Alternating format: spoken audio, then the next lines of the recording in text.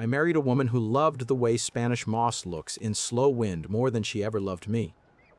I didn't know that yet when we set our vows under a live oak by the Ashley River, the string lights flickering like fireflies you could switch on and off. I just knew I was shaking and she was shining, and the band was halfway through a Motown set when the thunder rolled from the marsh like a bass drum. We spent the next week in St. Lucia. Sunburned shoulders, rum cocktails, laughing in bed with the ceiling fan whirring lazy circles above us. On the flight home, she slept on my shoulder. I thought, peace. I thought, it gets to be this easy. The second we landed in Charleston, though, the wind changed directions. The first night back, she took an armful of dresses and moved her clothes into the walk-in off the guest room, said she needed space to organize. By the end of the week, she was sleeping until noon and answering every simple question like I'd just taught her to drive, and demanded she merge into traffic with her eyes closed. "Everything okay?" I asked the fifth morning when I'd come home from the roastery and found her in my hoodie scrolling on her phone, light from the window striping her bare legs. "Can we not?" she said. "I'm just tired." Tired from what? Existing, Mark. Tired from existing. If you asked me when the real incident happened, not the wedding itself, not the vows, not the fancy toast from my brother who quoted something about tides and change, it was 3 days after we got back. She changed her phone passcode. We used to unlock each other's phones without thinking. "Playlist for the cafe?" "Sure, take mine." She laughed and turned away like I was going to steal her identity. "It's Face ID now," she said, holding the screen up to her cheek. "It's safer." "For what?" I asked. "For me," she said. "It's for me." The spring opened hot and slow. In my world, that meant two things. Iced coffee season hit early, and the Saturday morning line at my flagship on King Street started snaking out the door by 9. I own 3 cafes, if you can call 3 a network, which the bank does when they need to. One in the historic district with tile I picked up myself, one near MUSC where residents in scrubs slam double espressos at midnight, and one on James Island where the surf kids park their boards against the mural and ask if they can plug in a keyboard for open mic night. I was up at 4 most mornings, sweating at the roaster, stacking flats of milk by 6, fixing a grinder by 7, taking a turn on bar by 8, and mopping by close. I used to picture marriage like a porch swing, not a fairy tale, just steady. But after the honeymoon, mornings became mine and nights became hers. She left in skirts and heels that clicked against the upstairs floorboards like a metronome. I learned every key of that song and came home after midnight with a lift in her voice only when she talked about who she'd seen. People from the boathouses, like the water made them clean. People from the club, which was a waterfront bar the wives of certain men had turned into a country. Photo shoots where she was helping style, though I never saw a contract. Brunches that seemed to last 6 hours and end with someone weeping happy tears about nothing. I only saw her in flashes around the edges. She'd come downstairs while I was paying invoices, lean on the kitchen island like it was a prop. "How are the little beans?" she'd ask, voice light, eyes far. "The beans are fine," I'd say. "How are the little brunches?" "Don't be like that." "Like what?" "Small." In the quiet moments, scrubbing a steam wand, folding my apron, counting tips by feel, I replayed the day we met. A hot September when she came to my James Island shop with a customer receipt fanned against her face. I'd comped her iced latte after the machine spit out a cup of foam. She called me a gentleman, loud enough that the guy in a Citadel shirt looked up from his phone. She was a server then, said she worked nights off Folly Road, said she loved how coffee shops felt like train stations for souls.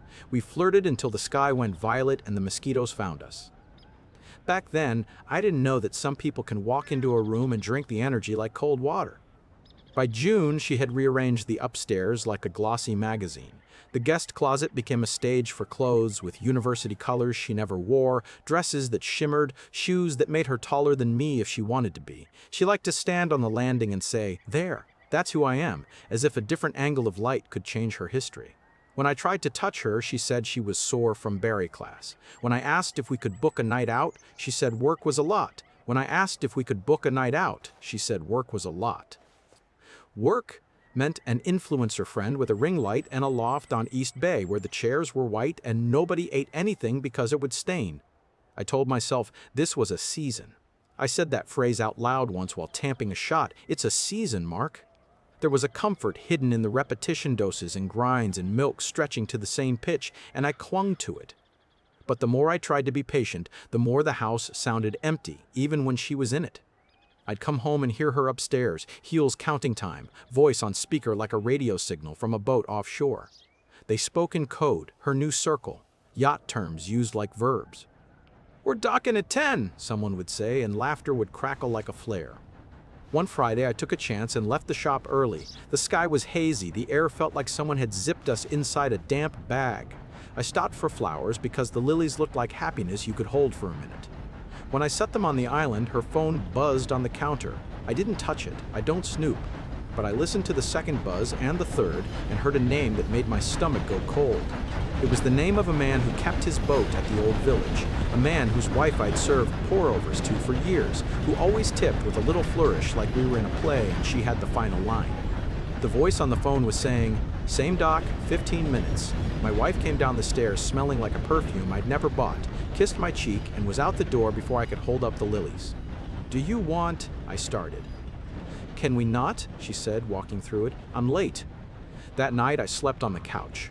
I told myself it was because the fan upstairs clicked and wouldn't turn off. I told myself lots of things. When sleep came, it was the hard kind that leaves you sore. At 1007 a.m., I woke to a thunder, half real, half dream, and the sense that something had been removed from the room without touching anything. I lay there listening to the house breathe like a tired animal and pictured her in some lit-up place, laughing in a language that kept changing. Saturday morning at the roastery, Tasha handed me a stack of invoices and watched my face longer than necessary. Tasha is the kind of woman who runs everything and makes it look like refolding a towel. She started as a barista when I only had one shop, and now she could shut down and rebuild all three in a day if she had to. "You're either about to cry or throw a bag of beans through the wall," she said. "Which one?" "I'm fine," I said. "You're not," she said, "and let me be the second choice." She set a paper cup in front of me like an offering. "Drink. Also, I didn't want to bother you last night, but the delivery driver said the James Island POS log shows a $60 tip ringing in at 12:41 a.m. "We were closed at 11, I said. "Exactly," she said. "So unless we've got a ghost buying cold brew, someone's using your square late night." I felt a mild, stupid relief, something I could fix. "I'll check the activity log," I said. "Maybe it's a test run on the new tablet." "Already checked," she said. "It was keyed in manually." Breadcrumbs. That's what soft-spoken people in cop shows call them. I followed ours. The digital kind is cleaner even when it makes you feel dirty. I pulled our square activity. Same minute count Americano, manual tip, same staff pin, mine, which I was not there to enter. When I called the night shift kid, he stammered. "I thought you knew," he said. "We were all out there on the patio after close and your wife needed the bathroom and her friend left a tip for using the restroom, I guess? She said it'd be funny." "What friend?" He swallowed the word. Duke." Duke was not a friend. Duke was the old village boatman. Duke sat on small boards in big committees. Duke shook hands with the same motion every time and laughed like he'd paid for the joke in advance. Duke never once looked a person in the eye if he didn't think they belonged in the room with him. I drove to the old village marina that afternoon, which is stupid. If you ever suspect your wife is getting soft around rich men with saltwater hair, do not go where the saltwater hair sleeps. The docks looked like toothpicks lined up by a man with a measured life. The wind smelled like gasoline braided with shrimp. I stood there for a minute letting the petty things wash through me. The names of boats, all capital letters, the polite clink of halyards, the nice Dodge with better haircuts than mine. I saw the queen in her new hive, my wife, standing in white on the stern of a center console, head thrown back, laughter like glass. She put on sunglasses and her smile dropped for a second like she was changing costumes. She didn't see me. Or she did and decided she didn't. I left before I had to decide which to believe. In bed that night, she slid into her side and turned her face to the wall. I held the truth in my mouth until it tasted like a coin. "Who's Duke to you?" I asked. She moved half an inch. "Who's Duke to you?" "He's a guy with a boat." "Everybody has a boat here," she said, which is not true. Most of us have wet shoes and bills and friendships that span the same thin bridge. He's a friend. He knows people. Then she added, "Don't start being small." "You were at my shop at 12:41 a.m. with him," I said. "He tipped 60 for a bathroom you didn't need." "So? He's generous." "You use my staff pin." "So?" she said again. "Are you going to write me up?" That's how she weaponized charm, if you want the playbook. She called normal boundaries small until you apologized for having them. She called generosity petty cash. She called me a man who made coffee as if coffee didn't wake this whole town up. 2 nights later, the summer storm did not arrive so much as unfold around us. Lightning walked its fingers across the marsh and the oak out front bent like it was listening. The power blinked. The old fireplace in the parlor ticked as if remembering heat. I found her downstairs at midnight, curled in the leather chair across from the mantel, the only light, a battery candle and the occasional lavender flash from the sky. "Do you want to tell me what's going on?" I asked. It was the same tone I use when a grinder jams, calm, because yelling is for people who don't plan to fix it. She didn't blink. "You married a version of me I showed you," she said, "and I married a version of Charleston you showed me. I like that version better than I like you right now." My hands started to shake, which I hate, so I put them in my pockets. "That's not an answer." "It is. You're steady. You're a kind man who makes the best cortado in the city, and I am." She gestured at her own bare feet, the half-moon bruise on her ankle, the dress that shone even in fake candlelight. "Alive. I want to be where the people are, Mark. I want to be seen." "I see you," I said. "I saw you before they did." She looked at the rain. "I wasn't ready for a nice man," she said. "Maybe I can't do nice." Something in me tried to bargain. That old machine. If I sold the James Island shop, if I hired another manager, if I slept more, if I slept less, if I learned to tie the expensive scarf the right way, if I turned my days inside out. Instead, I did something that surprised me. I shut up. I went upstairs and sat at the edge of the guest bed, breathing.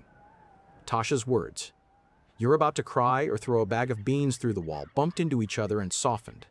I didn't cry. I didn't throw anything. I listened to the storm drag its nails down the sky and thought, okay then. The next week, I paid closer attention to the small numbers that build a life. Gas charges on the card that didn't match our car. A valet ticket from a hotel on East Bay where we'd never stayed. Venmo notes in her phone that said things like brunch vibes and dock day share, $10 here, $20 there, a joke of money that never adds up until it does. A neighbor who said, "Saw you two on the harbor yesterday," and me saying, "We were working," and his smile twitching like he'd been told an inside joke and didn't want to ruin it. I didn't hire a PI. I didn't need satellite photos of my own house. I collected evidence the way you collect sand in your shoes, too much to ignore without doing anything as dramatic as making a pile. Meanwhile, the business wanted me. One of our espresso machines needed a rebuild we couldn't delay. The MUSC shop AC gave up and turned the night shift into a sauna. A bridal brunch booked our King Street shop for a private event and paid extra to change the playlist to all 80s, which made the baristas threaten mutiny. The landlord for my roastery hinted that a developer had made him an offer for the whole block. I started sleeping less. I stopped talking in full paragraphs. I lost the version of myself that smiled when a latte art tulip landed perfect. I told nobody. Men like me don't tell. We stand on docks and watch boats turn and call it weather. We show up and fix things that will break again tomorrow. But a city is a mouth that talks to itself, and Charleston talks fast. A food writer with good teeth came in for a flat white and asked if he could write a small piece about my origin story. A pretty woman took pictures of our pastry case and said, "We need to collaborate." She meant my wife. She said her name like it was a television show. "Tell her to email me," I said. "Oh," the woman said, and bit her lip. "She's hard to pin down." That night, the upstairs heel-tapping rhythm, my new metronome, stopped. Instead, silence, the kind that settles like dust when a crowd leaves. I went up. She sat cross-legged in the closet with the good light, folding a silver dress like it was an injured bird. Her face was clean, no makeup, no tricks of contour or shadow. She looked younger and older at once. "Were you ever a waitress?" I asked softly, and the question surprised both of us. "When I met you?" She laughed once, not unkind. "Of course," she said. "I can carry 5 plates and break hearts and wipe a table in one move." I meant, were you waiting to be someone else? "I was waiting to be seen by the right people," she said, and then I was. "You were seen by me," I said. She looked up. "I was adored by you," she said, and her voice wasn't cruel. "It's not the same." I don't know what I expected that night. A fight, tears, a slammed door. What I got was her hands, still and neat in her lap, and a truth delivered like a weather report. "In 2020, she said, "I had a 3-month thing. It wasn't you. I didn't know you then. It's part of why I left my old life. I wanted a city that made me feel like that without the shame." "Your honesty is late," I said. "It's honest," she said, and tilted her face toward the nothing above us. "And I don't love you. I love the way your life feels, the way people look at you when you walk into a room, the way you can get a table with a phone call, the way the baristas call you bosses, and it's a compliment. I love Charleston in your version. That's what I fell for. That's not the same as me, I said. I know, she said. Her eyes made small maps I couldn't read. We sat there like two people on opposite banks of a river. The house creaked. Somewhere outside, a siren Dopplered past. She got up, smoothed the silver constellation of a dress, and left the room. I didn't chase her. I turned off the good light, sat with the dark, and the next morning I called my broker. I sold the King Street shop to a local couple who'd done their time grinding in other people's kitchens and saved in jars. It hurt more and less than expected. The day we signed, the air was so thick even the pen felt damp. I told myself I was freeing hours, lightening the load, choosing sanity. My accountant said, "You'll take a hit on the monthly, but the cash now isn't nothing." Tasha hugged me hard enough to crack my ribs and whispered, "About time you chose yourself." I moved into a small, ugly, beautiful house on James Island, a short bike ride from my favorite live oaks and the strip of sand where teenagers pretend they're not watching the tide. The backyard was a rectangle of dirt with a stubborn palmetto and a view of neighbor fences. The first night I slept there, it rained so softly I thought it was the house whispering. I went back to the roaster and stayed late because the smell of coffee makes even bad stories sound like they're headed somewhere good. I started planning a small bar inside the James Island shop. A listening room with good chairs and old records and coffee served like cocktails. I bought a used Technics turntable and drove to a Mount Pleasant garage sale where a retired DJ told me how to polish a needle with a steady hand. I didn't file for divorce that day. I didn't make anything official. She still had a key. She came by the old house sometimes and took a sweater or left a bracelet. We didn't speak about what we were. We were a sentence missing a verb. In my head, I kept hearing her voice that night by the fireplace. I love Charleston in your version. I stopped checking our joint bank account. I canceled a credit card and told the bank I'd lost it. I told myself I'd given her enough versions to choose from. On a Tuesday, when the sun glared so hard the road looked wet, she called. "I took the ring off by accident," she said. "Do you want it back?" "Keep it," I said. "Sell it. Tie it to a helium balloon and let it float over the Cooper River. I don't care." "That's mean," she said. "Not angry. Observing. Are you trying mean on? See if it fits?" "I don't think it looks good on me," I said, "but I think it looks worse on you." "What if we try again?" she asked. "Not now, not this second, but later, when the heat breaks." "It's always hot here," I said. "That's the point." "You know what I mean," she said. I thought about the men I know who stayed because the dog loved the wife, or because the furniture had belonged to a grandmother, or because their fathers stayed, and they thought that's what men do. I thought about my mother, who once told me over the sink, "Love is not a reward for being steady." I thought about the first day I pulled a perfect shot after ruining a dozen, and how the tiny river of crema felt like proof that I could teach my hands a new trick. Then I told my wife the truth. "No," I said. "Well, she didn't inhale. She didn't exhale. Is that it?" she asked. "Just no?"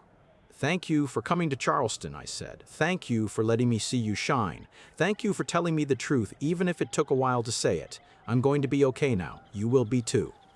"You don't get to bless my life," she said. "I'm just blessing my own," I said, and it surprised me how right that sounded. The listening bar opened on a soft Thursday. We called it Needle and Spoon, which made Tasha roll her eyes and then kiss me on the cheek. We had a chalkboard with the night's records. A kid brought a sax and asked if he could play quietly. He couldn't, but people clapped anyway because some kinds of crooked are better than straight.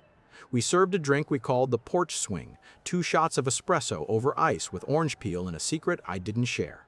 The lights were low and forgiving. A couple danced next to the record bins and knocked a stack of sleeves to the floor. I didn't care. I rang them up for a few dollars like it was 1997 and I'd just learned how to work a register. People brought me their problems again. "Can you sponsor our Little League?" "Yes." "Can I put a flyer for my community garden?" "Yes." "Do you know a plumber?" "Yes." I did not become a better man overnight. I still had days where I wished the ocean would take the peninsula in one gulp and spit it out in a better shape. I still woke at 1000 a.m. sometimes and listened to the house say nothing at all, but I also laughed in the dark for the first time in months.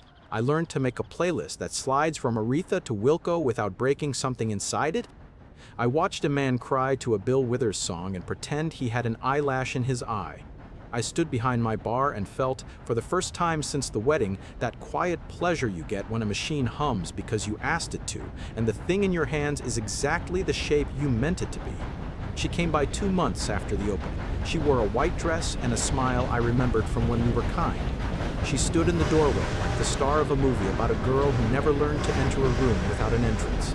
"This is beautiful," she said, and meant it. "It feels like you." "It is," I said. "Do you want to talk?" she asked. "About what?" "Us," she said. "There isn't an us," I said, and there it was, the verb. She looked at the records, touched one with a fingertip like a fortune teller. "I'm sorry," she said. Not the performative, sorry, not the sorry with a bow. A flat, tired, sorry, the big one. "I made you into a set piece. I wanted the city to clap for me. I shouldn't have asked you to be the applause." "I wanted to be the applause," I said. "I liked that job. I liked watching you glow." "It made me lazy," she said. "I started outsourcing my soul." "It happens," I said. "Charleston is designed for people like you." She looked up at the moss in the live oak out front, the same kind of tree we married under. "Can we try again?" she asked, gentle. "Maybe coffee in the morning, music at night, see what grows where we're honest?" "Thank you for asking," I said, and no. She nodded like a good student. "I figured," she said. "I had to try." "I get it," I said. "Am I the villain in your story?" she asked, and something in her voice made me want to lie. "You're the weather," I said. "Sometimes beautiful, sometimes dangerous. You can't stop the weather, you just decide whether to go out in it." "That's kind," she said. "I didn't mean it to be," I said, and we both smiled, which felt like an old coat that still fits in the right light. She left, and the bell over the door did the soft ding I chose because I liked how it felt in my ribs. She didn't look back, which is what good actors do. I stood for a while in the doorway with the humid air pooling around my ankles, listening to tires on wet asphalt, a car stereo 3 blocks away, the little river of ice in a mixing glass. The song on the turntable shifted from a bass line I know by heart to a chorus I'd never really heard before. I breathed. I texted Tasha, "Bring your nephew tonight. We'll let him ruin a record or two." She sent back a string of exclamation points and a "proud of you," which is the only prayer I've learned to say.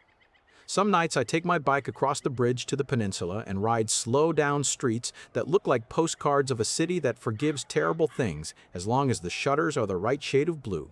I stop by the Battery and watch the water and feel that old ache, the one that used to say, "You failed." It speaks a new language now. It says you tried. It says you kept your hands moving when the machine wanted to grind and take your thumb with it.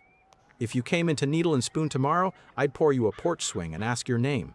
If you told me you married someone who loved your life more than they loved you, I'd say quietly, "Me too."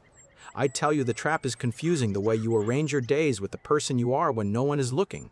I'd tell you the trick is to build a room where the person you are fits without scraping their shoulders on the walls.